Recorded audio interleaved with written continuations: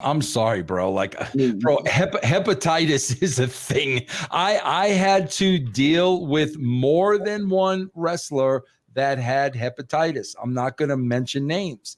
And that's always what I'm thinking. I mean, that is what I am always thinking, bro. Like, can from a health point of view, can something go really, really wrong here?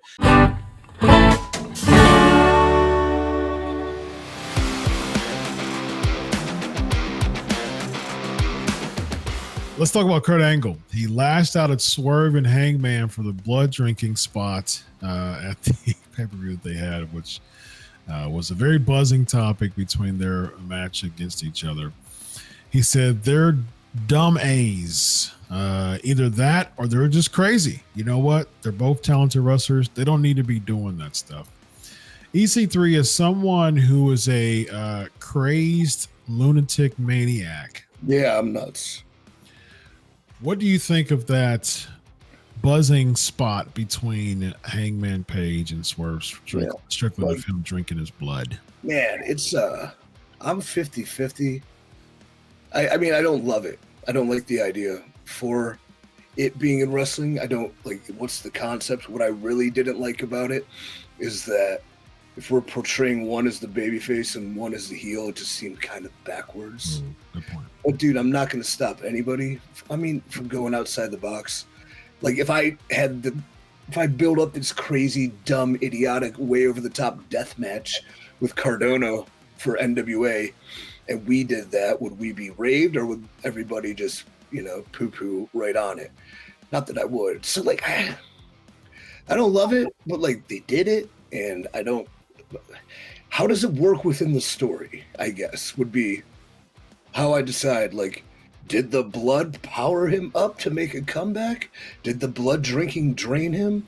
Did by ingesting that man's blood, did he assume his moveset?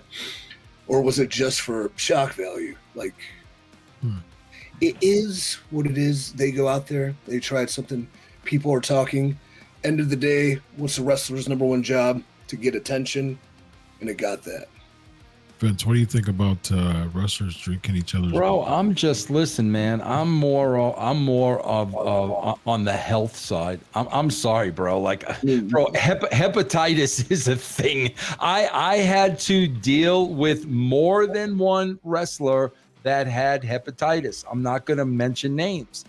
And that's always what I'm thinking. I mean, that is what I am always thinking, bro. Like, can from a health point of view, can something go really, really wrong here? And I was always that way, bro, about like mixing blood. Like when you got a match and both guys are busted open and their blood is going in each other's open wounds. I always had an issue with that, bro, because of health reasons. Always. With that mentality, EC3 as far as like, man, I'm really trying to get the loudest and biggest pop that I can get. I'm trying to make this spot, buzzworthy and talking and memorable.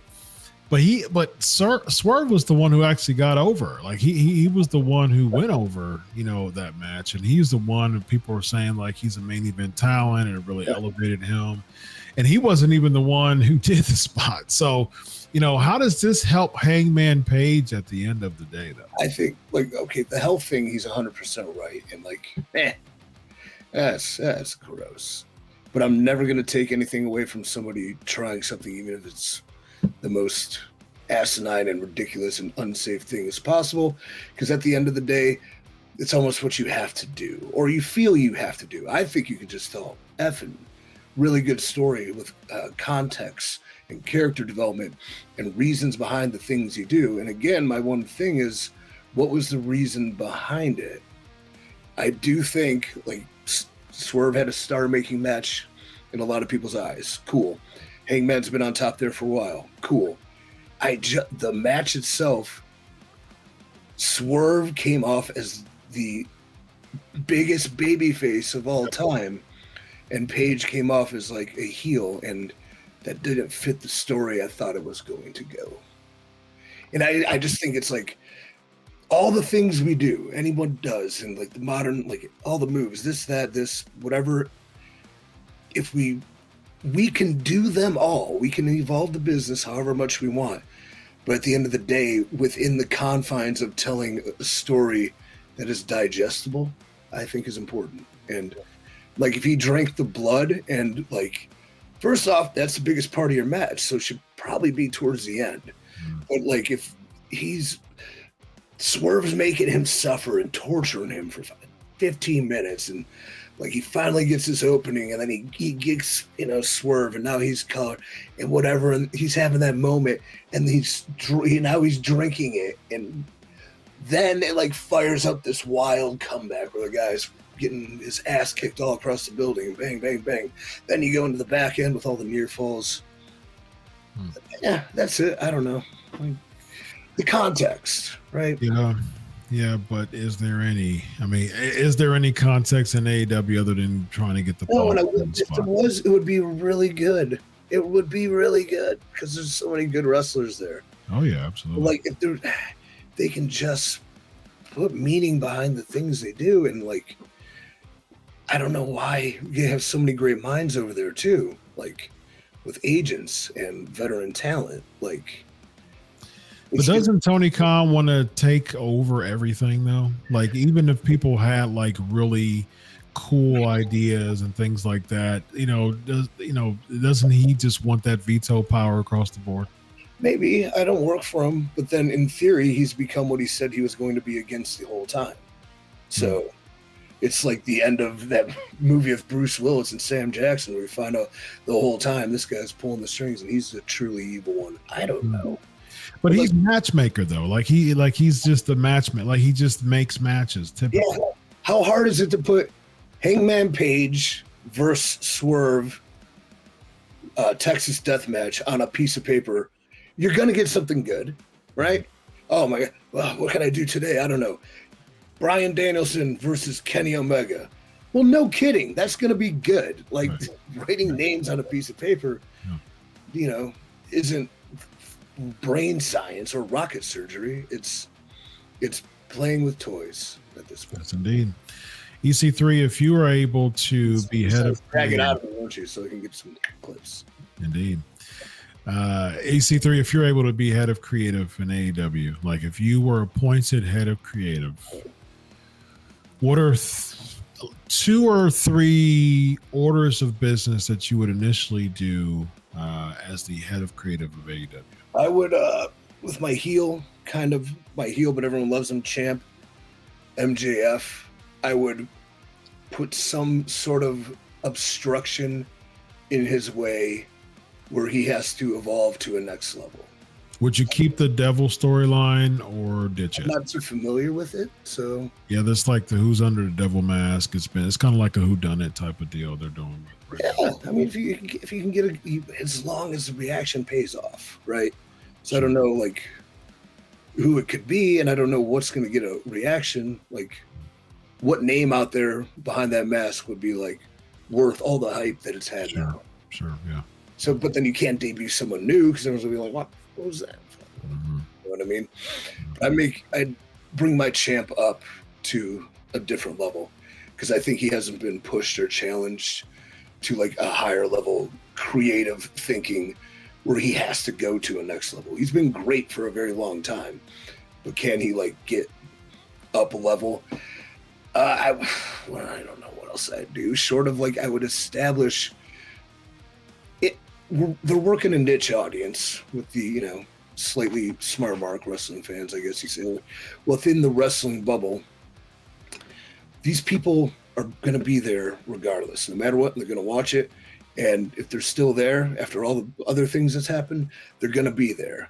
But I think you can step back and scale back a lot of the things and establish, I don't want to say old school psychology, but like let the people you want to be cheered, have them get cheered. The people you want to be loathed or booed or people pay money to see get their butts kicked, you make it that way. And if that means my top heel, we got to scale your moveset back. You got to tone this down.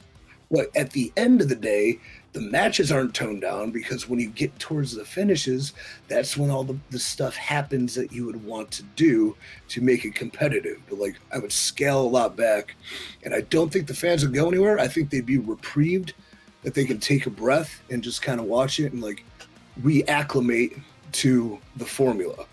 And then one thing about creative too is like being formulatic is good, but being truly, truly creative is when you've established something and then you break free of it to give something people didn't know they wanted. And that's what I always say about the creative, especially there. Creativity is not giving people what they want. Creativity is giving people what they didn't know they needed. So, yeah, good stuff.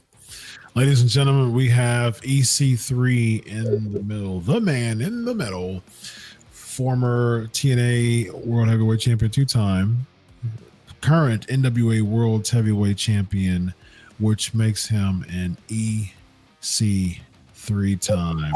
I would rebuild. I would make Wardlow a monster heel, and I'd have him run through everybody, and then I'd have him finally get back with MJF.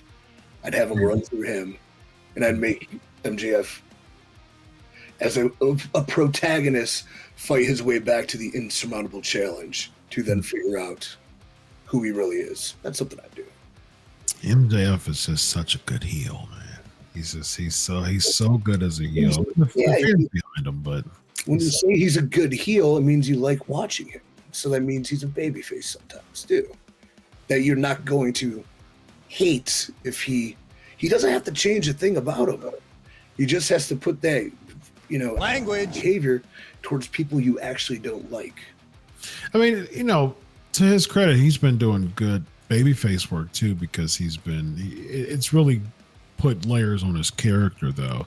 But you still, as a fan, you're still, as someone who isn't like a slave of the moment, so to speak, and you're thinking more longitudinal, you know what I mean? And so if those people who are thinking in their head there's going to be a swerve, I'm waiting for that time, and which is good, which adds more layers to his character, because he's creating that type of snakish, type of mentality of the old story between the adage of the snake and the frog, the old, tale of the snake and the frog, they become friends, and, the snake bites the frog, and the frog's like, hey, why'd you bite me? Okay, what do you think? I'm a snake, I'm going to bite you, So it's the old tale that MJF is doing to us, I think, and which I like. I do like that. But I do think that he should go back to the snake that bites the frog of the fan, so to speak. Yeah. EC3, Vince Russo, former WWE World Heavyweight Champion.